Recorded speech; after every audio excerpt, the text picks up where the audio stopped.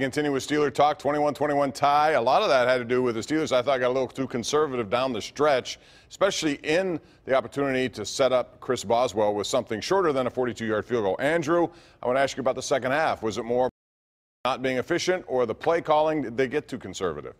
That's a great question. Yeah, I felt like in that specific situation you're talking about, I think they just banked on Boswell's success rate last year and didn't take the elements into account as much as they probably should have. But I'm going to put it more on the quarterback here than I am the play caller. It started from the very beginning of the game. Benz got Brown wide open on a slant. He throws the ball in the grass. And to me, that was a harbinger of things to come. This offense, I'll say it, even with McDonald out and Bell away, they should be a top 5 scoring unit in the NFL. If they're going to do anything this year with this crappy defense, they're going to have to score a lot of points. And I need to see the quarterback be better, and he was terrible today. Yeah, and the strangest thing about his performance, Andrew, was, we might find out that AB went the wrong way on that deep ball. It's obvious one of the balls went off of Jesse James's fingertips. So those are 2 of those interceptions that maybe don't pin on him. But and the fumbles came as a result of pressure. But he was Tyler Glasnow inaccurate when it came to some of his passes throughout the course of the game. And one of them was on a potential game-tying or winning drive late in the contest where I just thought he was spraying the ball all over the place.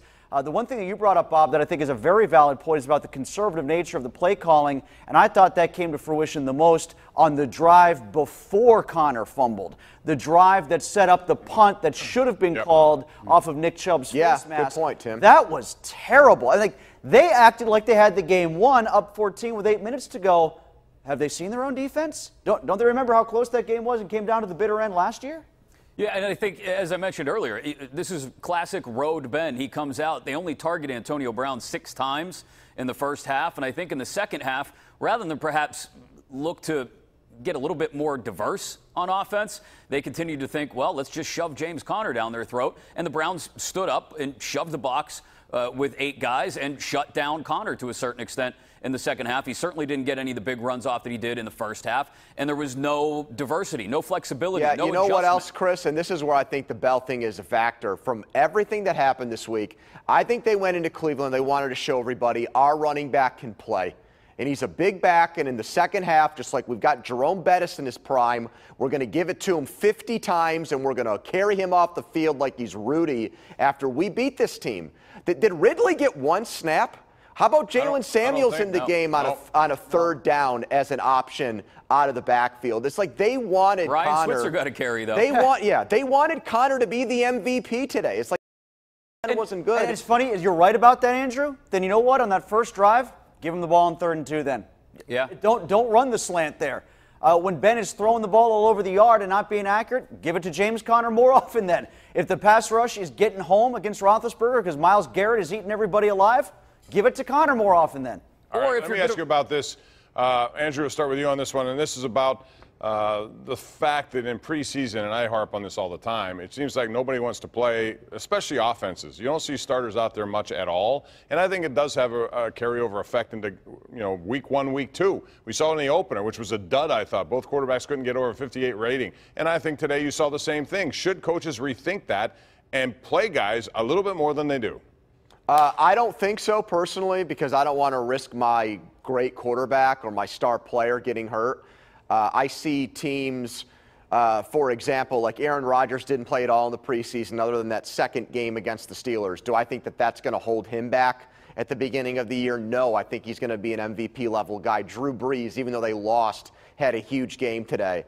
I don't want to give Ben Roethlisberger and Randy Fichtner the pass that because they didn't get a lot of reps in the preseason, it screwed them up today. We see college offenses with no preseason come right out of the box hot all the time. Yeah, and I think, you look at this, as I said earlier, Ben and Brown should be telepathic at this point. There should not be that much of a need for them to get into some sort of rhythm or shake off much rust. One game, I would think, And the amount of work that they got, and they looked good in that time, should be enough. And the Browns were just as ugly, Bob, as the Steelers were in a lot of ways, and a lot of their guys did play. I understand that. That's my point. When you look back, how many series has Ben Roethlisberger and Antonio Brown had in the last 8 months? That's the point. No. My point is they did play. A lot of Browns players did play, and they weren't very good either. Look, they just stink. Let's just say that for what it is, because they do. You're saying that the Steelers came down to their level. Yes, they did. But I would also argue that this year's Steelers team has less further to drop to get to Cleveland's level than last year's did. All right, now it's time to go around the horn, ladies and gentlemen. We have this week's Smooth Moves brought to you by Pittsburgh's largest supplier of the smoothest granite, marble, and quartz countertops. You know it, it's Armina Stone. So let's go top to bottom here. Andrew Fillipponi, your Smooth Move. Yeah, I'm going to give you an NFL one, Bob. Alex Smith, right? So they draft Mahomes. They want him to take a year behind him and then stay. It works out for both parties. Smith goes to Washington, had a huge day. They beat Arizona on the road. And Patrick Mahomes looked like Andy Reid's new Donovan McNabb in that game today. And I think he's going to be a test for the Steelers defense next Sunday. I'm going to stick with Steelers-Browns and go with T.J. Watt, who was the best Watt in the league today. 11 tackles, 4 sacks, and the blocked field goal at the end of OT. Yeah, I can't decide. I've got two. I've got a tie, like Browns and Steelers. It's the 30th anniversary of the Naked Gun. So in honor of the greatest rendition of the national anthem of all time, Enrico Palazzo, he gets one nomination. And the other is you, Bob, for having the foresight to wear a black and gold tie. Get it? Well done, Pop. You saw into the future. I do what my wife tells me, Tim. A tie, Bob. Okay. Well done. And that's our Smooth Moves of the Week, brought to you by Armina Stone, who features Pittsburgh's largest indoor stone gallery of granite, marble countertops imported from all over the world to give you the smoothest countertops in your neighborhood. Check them out, Armina Stone. When we come back, Pitt, Penn State. Oh, my. Next.